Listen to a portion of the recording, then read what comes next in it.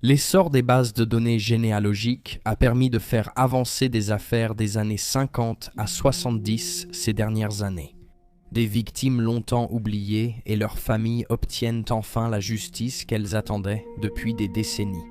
Mais parfois, il y a tout simplement trop de pistes et pas assez de preuves concrètes dans une affaire pour permettre à la police de trouver des réponses.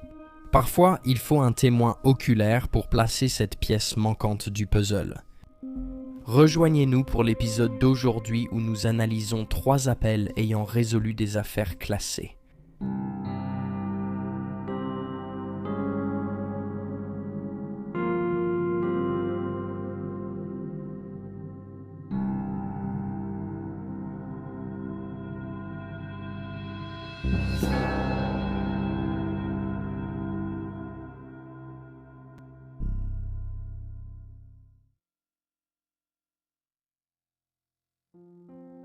Le 21 décembre 1988, un chauffeur de camion a été attiré par une console de télévision bien visible. Elle était au bord de la route alors qu'il roulait sur Duncan Bridge Road à Millwood, en Géorgie. Curieux, le chauffeur s'est arrêté pour inspecter le meuble où il a découvert une valise noire rangée à l'intérieur. Il l'a sortie pour constater qu'elle était lourde et grossièrement scellée avec du ciment. En l'ouvrant, il a été choqué de découvrir un sac de sport contenant le corps en décomposition d'une petite fille. Le chauffeur est revenu au camion et a appelé la police, qui est vite arrivée. Il s'est avéré que la fillette était noire et âgée d'environ 3 ans. Elle mesurait 84 cm et pesait 13,5 kg, décédée depuis 4 à 8 semaines, sans signe évident de meurtre ni blessure par arme blanche ou par balle. Sa mort a été considérée comme un homicide, puisqu'elle n'avait pas d'identité. Les enquêteurs l'ont appelée Christmas Doe, car son corps a été découvert 4 jours avant Noël. Dans les jours suivants, la police a fait du porte-à-porte dans les quartiers voisins pour identifier Christmas Doe, mais sans succès. Les bases de données sur les disparus ont été examinées et des familles interrogées, mais Jane Doe est restée anonyme.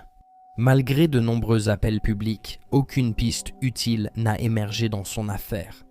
Pendant plus de 30 ans, l'affaire de la fillette est restée en sommeil.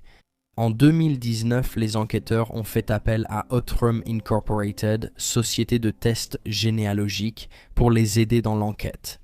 Ils ont appris que Jane Doe venait probablement d'Albany, Géorgie. En 2022, une chaîne d'information locale a diffusé un reportage sur Christmas Doe, incitant un téléspectateur anonyme à contacter le bureau d'enquête de Géorgie.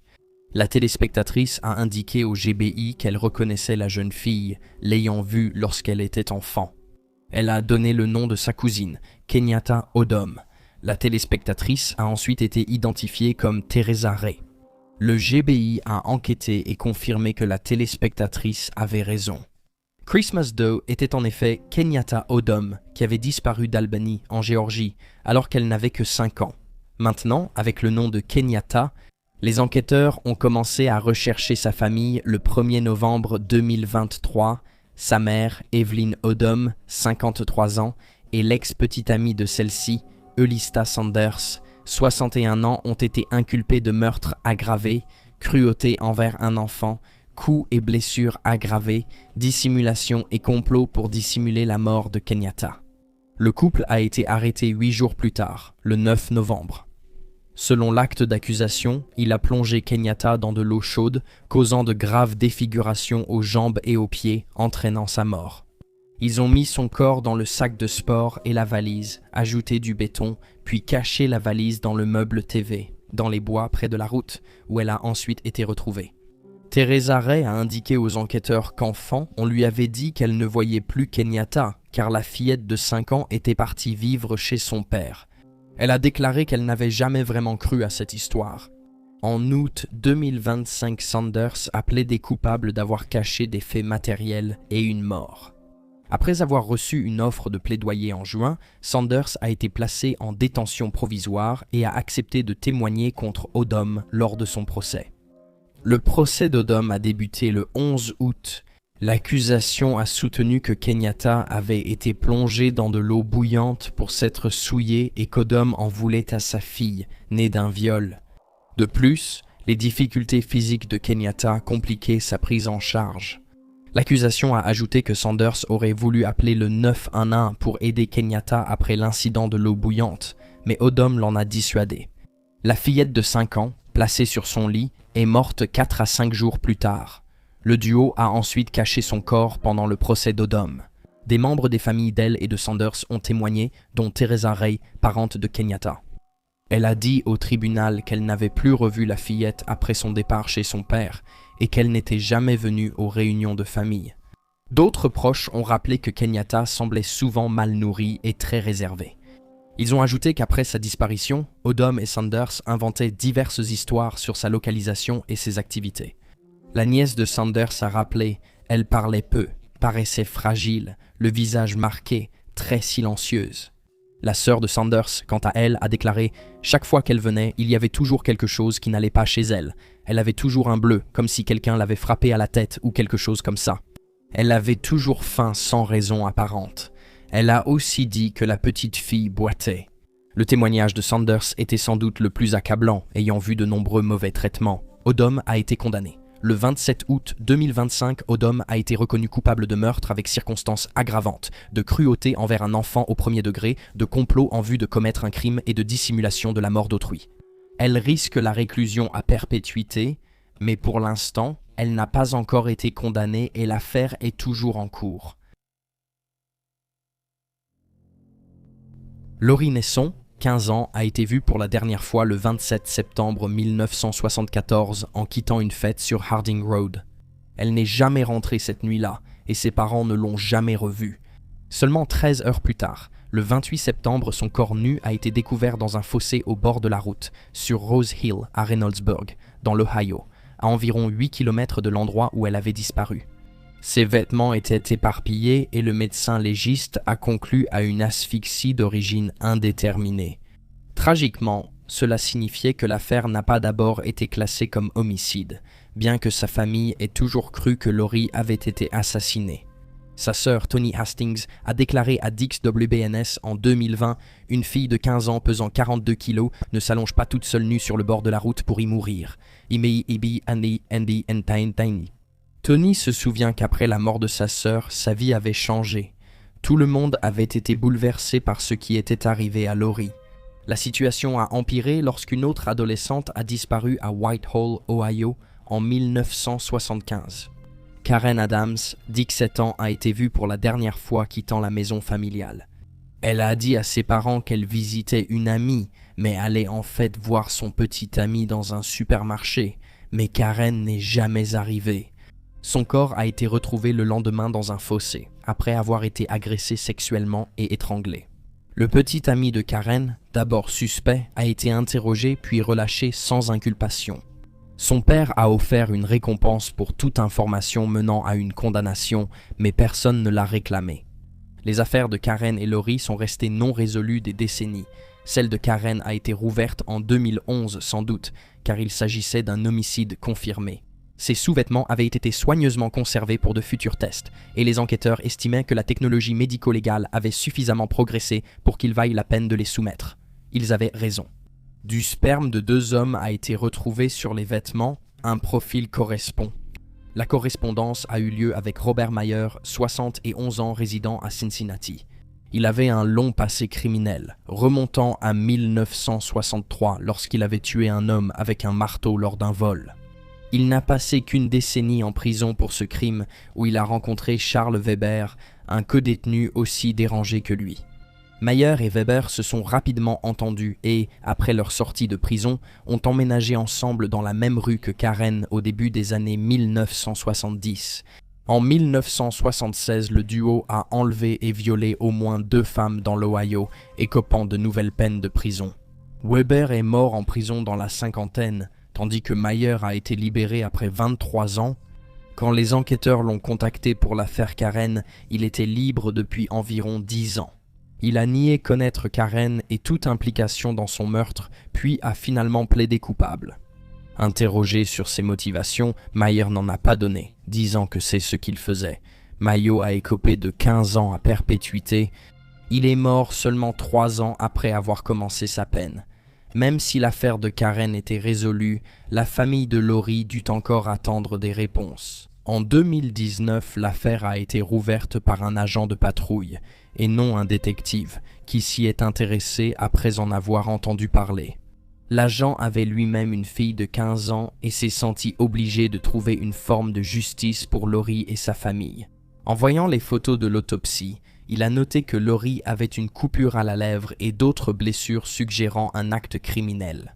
Il a demandé au coroner de revoir son dossier, ce qui l'a fait requalifier en homicide. L'agent Craig Bradford a alors contacté Tony. Elle se rappelait qu'il avait dit « Je ne veux pas rouvrir une vieille blessure, mais j'ai besoin de vous parler de votre sœur. » Je lui ai dit « On ne peut pas rouvrir ce qui n'a jamais été fermé. » Mais l'information la plus intéressante venait d'un téléspectateur d'une chaîne d'information. Plus tard, cette année-là, la chaîne d'information WBNS 10 TV a diffusé un reportage sur l'affaire, ce qui a attiré l'attention d'un téléspectateur anonyme qui a alerté la police. L'affaire de Lori ressemblant fortement à celle de Karen Adams, les enquêteurs ont examiné le dossier de Karen pour vérifier les similitudes. Les vêtements de Lori ont été envoyés pour analyse ADN. Faute d'échantillons de Weber, la police a demandé et obtenu un prélèvement buccal de son fils. Les résultats ont révélé que Mayer et Weber étaient responsables du meurtre de Lori. Malgré leur décès, la famille de Lori a enfin des réponses. La police de Reynoldsburg a demandé à d'autres services de police de l'Ohio de réexaminer leurs affaires non résolues de 1974 à 1977, car elle pense que Mayer et Weber sont responsables de bien plus de crimes que ceux pour lesquels ils ont été condamnés de leur vivant.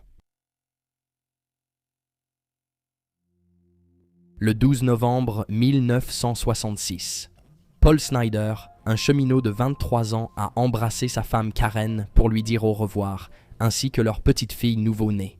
Il n'avait aucune idée que ce serait la dernière fois qu'il verrait sa femme de 18 ans vivante. Plus tard, Paul a appelé Karen depuis son travail. Elle n'a pas répondu, mais il n'a pas été tout de suite inquiet. Elle était probablement en train de faire une sieste ou de s'occuper de leur fille en bas âge à ce moment-là. Mais un sentiment d'anxiété a commencé à s'installer dans sa poitrine lorsque ses parents, qui vivaient à proximité, sont passés pour prendre de ses nouvelles, seulement pour découvrir que personne n'était à la maison.